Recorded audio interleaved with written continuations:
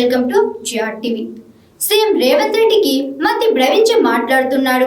ఆయనతో పాటు మొత్తం మంత్రివర్గాన్ని రీకాల్ చేయు అని మాజీ ఎమ్మెల్యే పుట్టమధు అన్నారు. మంగళవారం మందాని బీఆర్ఎస్ పార్టీ కార్యాలయంలో మీడియా సమావేశంలో మాట్లాడారు. ఆయన ఎంత ఎత్తు ఉన్నాడో అంతే మెదడు ఉందని సీఎంను ఘాటుగా విమర్శించారు. మీ ఎత్తు కన్నా తక్కువ మెదడు ఉన్నట్టు మాట్లాడుతున్నావని ఎద్దేవా చేశారు. ముఖ్యమంత్రి పిచ్చి పట్టినట్లు మాట్లాడితే ఊరుకోమన్నారు.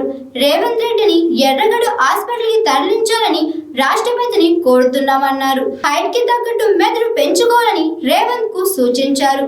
నీకు తెలివి లేదు, నీ పక్కన ఉన్న మంత్రులకు తెలివి లేదన్నారు. ఎల్లంపల్లి ప్రారంభించింది 2004లో, పూర్తయింది 2016లో.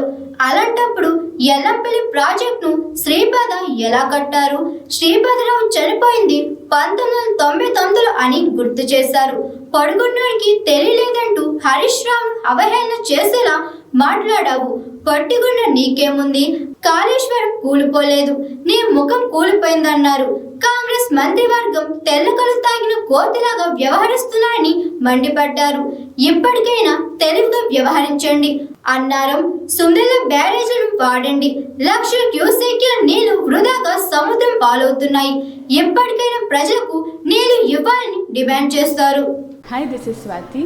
లైక్ చేయండి, షేర్ చేయండి, కమెంట్ చేయండి అండ్ సబ్స్క్రైబ్ చేయండి GRTV. Hi, this is Monica. Please like, share and subscribe GRTV.